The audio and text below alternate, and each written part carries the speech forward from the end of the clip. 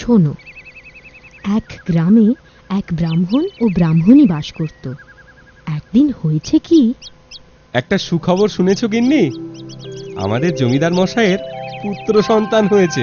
তাই নাকি?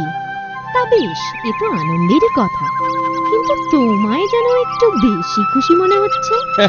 তা হবে না, জমিদার মশাইয়ের অনেক দিনের স্বাদ পূর্ণ হয়েছে। প্রাসাদে উৎসব হবে, আর সেই উপলক্ষে ব্রাহ্মণ পর্যন্ত হবেই হবে। আহ, কতদিন যে সেসব রাজকীয় খাবার খাইনি, এবার এবার একেবারে কবজি ডুবিয়ে খাবো। আহা, গাছে কাঁঠাল আর গোঁফে তেল, আগে তো নেমন্তন্ন করুক। ওই ওই- ওই শোনো, বলতে না বলতে। শোনো শোনো শোনো শোনো দিয়া মন, খুশির কথা বলি শোনো সকল প্রজাগণ। মহান জমিদারের হলো পুত্র সন্তান, সেই আনন্দে প্রাসাদে কাল বস্ত্র হবে দান, আর দ্বীপ্রহরে সেথায় হবে ব্রাহ্মণ ভোজন। যেথায় যত বামুন আছো রইল নিমন্ত্রণ। শুনলে কি বলে গেল? শুনলে? হ্যাঁ, এদেশে বামুনের সম্মান এখনো আছে। গোবিন্দ গোবিন্দ, পেট ভরলেই আনন্দ। গিন্নি, আজ রাতে আর খাবো না, উদরকে একটু বিশ্রাম দিতে হবে। কাল দ্বীপ্রহরে মহাভোজ। শুধু নিজের কথাই ভাবছো, আমার বুঝি ভালো মন্দ খেতে ইচ্ছে করে না? আচ্ছা পেটুক তুমি। আহা, চড়ছো কেন? খালি হাতে ফিরবো নাকি? যাবো, খাবো, আবার রাতে দুজনের আহার নিয়েও আসবো। বামুনের ঝোলা কি খালি থাকবে? হ্যাঁ? পরদিন সূর্য ওঠার সাথে সাথে বামুন জমিদার গৃহে যাত্রা শুরু করে। কিছু দূর যাওয়ার পর জঙ্গলের পথ। বামুন ভয়ে ভয়ে জঙ্গলের পথে হাঁটে। এই গভীর জঙ্গল রে বাবা, শেষে বাঘের পেটে প্রাণটা না যায়। বলতে না বলতে বামুন দেখলো পথের ধারে মস্ত একটা বাঘ পচা পুকুরের পাঁকে পড়ে হাবুডুবু খাচ্ছে। আরে, বাঘটা ওখানে কি করছে? না বাবা, কাছে গিয়ে কাজ নেই, বাঘটা পাঁক থেকে ওঠার আগেই পালাতে হবে। ও বামুন ঠাকুর, শুনছো? ও বামুন ঠাকুর, ভয় পেও না, ভয় পেও না, দয়া করে এদিকে এসো, আমায় বাঁচাও, নইলে এই পাঁকে ডুবে আমি মারা যাব যে। দয়া করে উদ্ধার করো আমায়। আহা, ডেকে বিপদ আনি আর কি? তোমার চালাকি আমি বুঝি না? তুমি হিংস্র বাঘ, আমি তোমাকে বাঁচালে তুমি তো আমাকেই খেয়ে ফেলবে। দোহাই ঠাকুর, দোহাই, কথা দিচ্ছি, আমি তোমাকে খাবো না, আমাকে বাঁচাও। আচ্ছা, এত যখন মিনতি করছো, তোমার কথাই রাখি, কিন্তু তুমিও কথা রেখো, আমাকে খেও না যেন। সে আর বলতে, ঠাকুর, ঠাকুর তুমি ভয় পেও না, আমার কথার খেলাপ হবে না।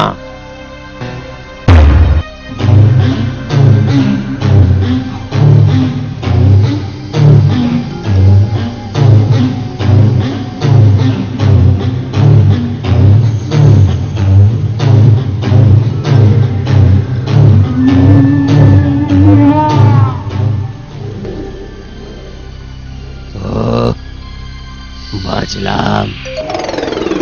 তা ঠাকুর, তুমি যাচ্ছ কোথায়? জমিদারের প্রাসাদে ব্রাহ্মণ ভোজন খেতে যাচ্ছি। তার হবে না ঠাকুর, তার আগে আমি তোমায় খাবো। সে কি বাবু, তুমি আমাকে কথা দিলে যে আমায় খাবে না, আর এখন এমন কথা বলছো কেন? তোমার কি অধর্মেরও ভয় নেই? আমিও সব ধর্ম অধর্ম বুঝি না, মানুষ সামনে পেলেই আমি তাকে খাই। আমারই মতিভ্রম হয়েছিল, ভুলেই গিয়েছিলাম উপকারীকে বাঘে খায়। তা তুমি নিতান্তই যদি আমায় খাবে, তবে একটু সবুর করো। আমি আর সবুর সইতে পারছি না। 2 দিন ওই পাঁকে পড়েছিলাম, এখন আমার খুব খুব খিদে পেয়েছে।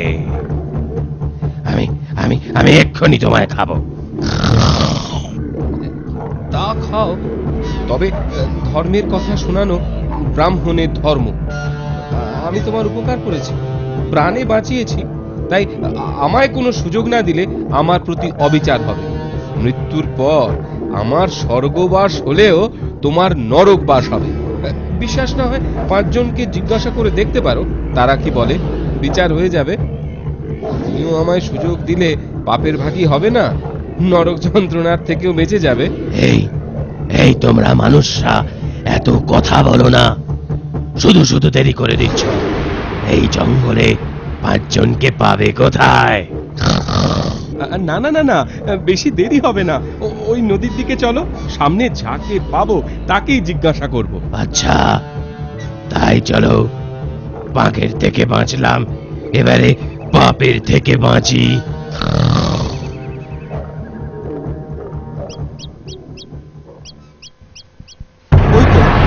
ওই তো একটা বট গাছ, ওকেই জিজ্ঞাসা করি চলো।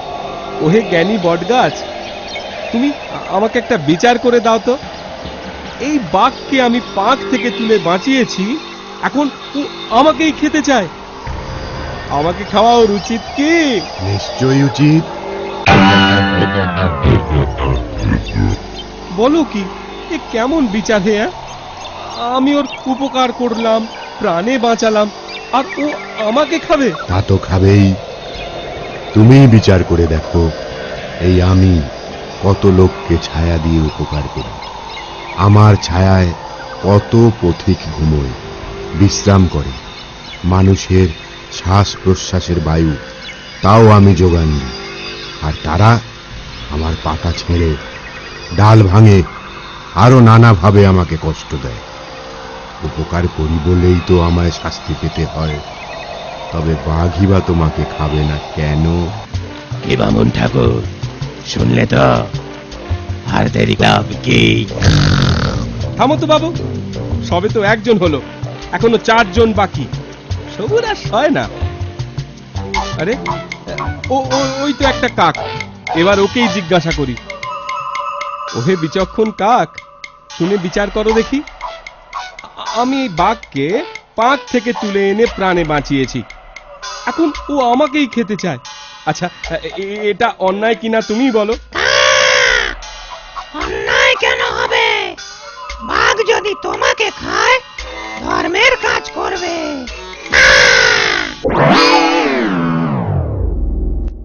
বাহ বাহ বাহ বাহ বাহ, খুব বিচার করলে তো।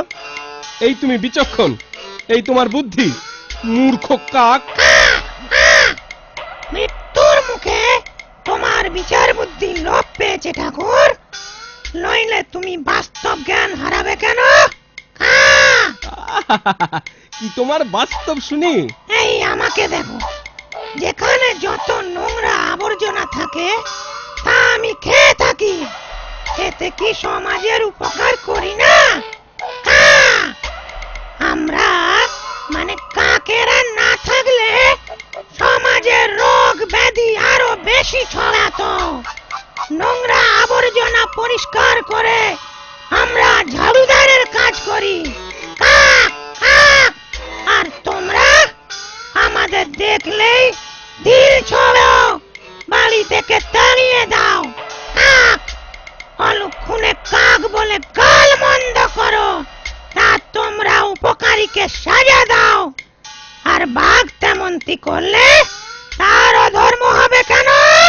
কাক কাক। ও আর যে পারি না, খিদে পেয়েছে, খাবো।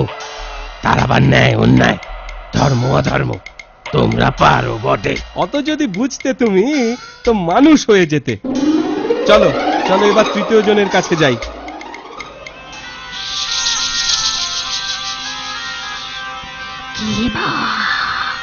কে বামুন ঠাকুর, তোমরা একসাথে কোথায় চললে? ব্যাপারটা কি বলো দেখি। বামুন ঠাকুর, ওই তো 3য় জন, ওকেই জিজ্ঞাসা করো না। শোনো হে সাপ, তোমার বিচার বুদ্ধি দেখি।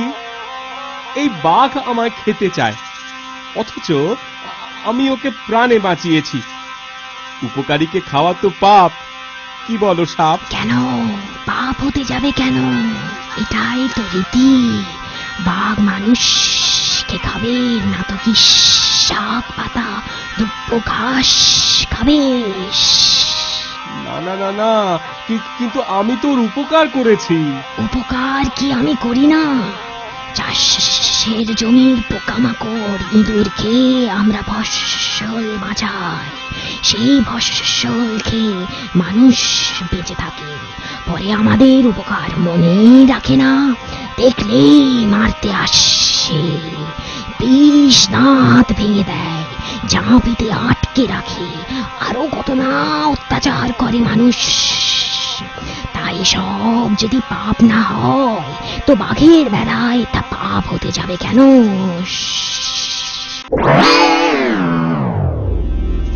তো তোমায় বিচার করতে বলাই ভুল হয়েছে। সাপের আবার পাপের বিচার, যত সব। কে বামুন ঠাকুর, এখনো তোমার সন্দেহ মিটল না? বিচার তো হয়ে গেল, এবারে এসো তোমায় খাই। অত খাই খাই করো না তো, এখনো দুজন বাকি। 10-এর মতের চেয়ে 1-এর মতো বড় হতে পারে যদি তার বিচার বুদ্ধি প্রখর হয়। চলো চলো, নদীর ঘাটের দিকে যাই। তাই চলো, তবে শেষমেশ তোমায় আমি খাবই, এই বলে রাখলুম। হ্যালো।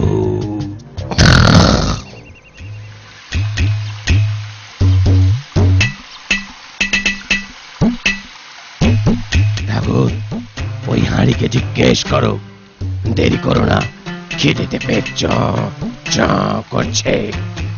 ওহে হাঁড়ি, একটা কথা শোনো। আমি এই বাঘকে প্রাণে বাঁচিয়ে পাঁক থেকে টেনে তুলেছি, আর এই অকৃতজ্ঞ বাঘ এখন বলে কিনা আমায় খাবে। আচ্ছা, তুমি বিচার করো, এটা কি উচিত? এতে আর সন্দেহ কি? বাঘের উপকার করেছো বলে তুমি তো আর মাথা কিনে নাওনি। আমিও তো কত লোকের উপকার করি, লোকে আমাতে জল রাখে, ভাত রাঁধে, আরো কত কি করে। শেষে এই উপকারের জন্য আমি কি পুরস্কার পাই জানো? হয় আগুনের উপর জ্বলে পুড়ে মরি, না হয় কাজ পুরোলে আমাকে ফেলে দেওয়া হয়। সেই জন্যই বলছি, উপকার করলে তার ফল এভাবেই ভোগ করতে হয়। সুতরাং বাঘ তোমাকে খাবে, এতে আর অবাক হওয়ার কি আছে? শুনলে তো, আর কারোকে জিজ্ঞেস করে কাজ নেই। এসো, এবার তোমার ঘাড় মটকাই। এই তোমাদের বড় দোষ, এতটুকু ধৈর্য নেই। আর তো মোটে একজন বাকি, সে যদি বলে খেও, তখন আমারও কোনো দুঃখ থাকবে না, তোমারও কোনো পাপ হবে না।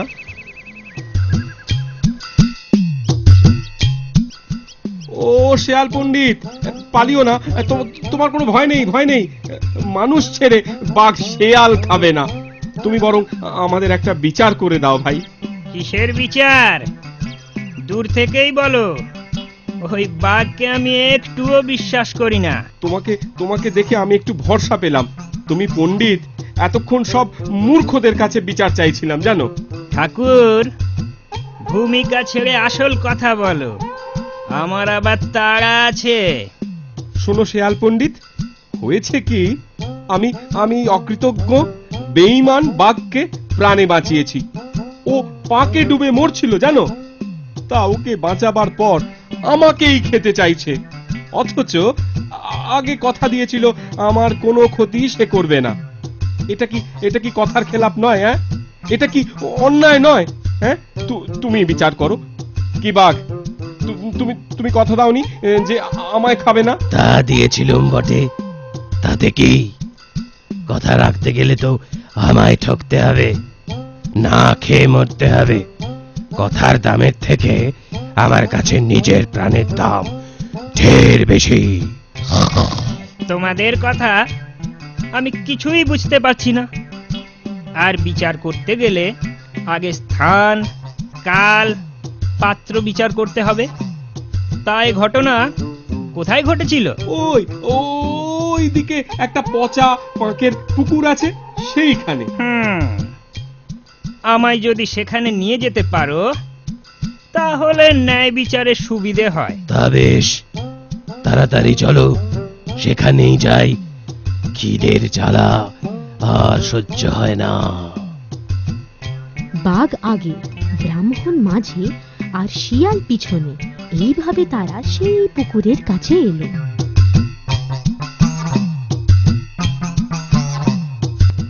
কি বাঘ মামা, তুমি কোথায় পড়েছিলে?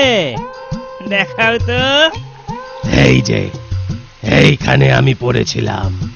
ঠিক যে জায়গা থেকে বামুন ঠাকুর তোমায় উদ্ধার করেছে সেই জায়গা দেখাও। কি বামুন ঠাকুর, বাঘ কি ওইখানেই পড়েছিল তো? না, মনে হচ্ছে আরো একটু এগিয়ে, আরো একটু দূরে। শোনো বাঘ মামা, চালাকি করো না। বিচারে বিলম্ব হলে তোমারই ক্ষতি। তুমি আরো একটু এগিয়ে যাও। হ্যাঁ হ্যাঁ হ্যাঁ হ্যাঁ হ্যাঁ, ঠিক ঠিক ওই জায়গা থেকেই আমি বাঘকে উদ্ধার করেছিলাম। টেনে হিঁচড়ে অনেক কষ্টে পাড়ে তুলেছিলাম। কেন বাঘ নিজে উঠতে পারতো না? ওহে বাপু বাঘ, তুমি নিজে উঠবার চেষ্টা করো দেখি। এই দেখো, আমি চেষ্টা করেও উঠতে পারছি না। এবার তোমার বিচার করো তাড়াতাড়ি, নইলে যে আমি পাকের মধ্যে, পাকের নিচে তলিয়ে যাচ্ছি। তলিয়ে যাচ্ছ? তা বেশ, তা বেশ, এ তো সুখের কথা। বামুন ঠাকুর, এক্ষুনি চম্পট দাও, আমিও পালাই।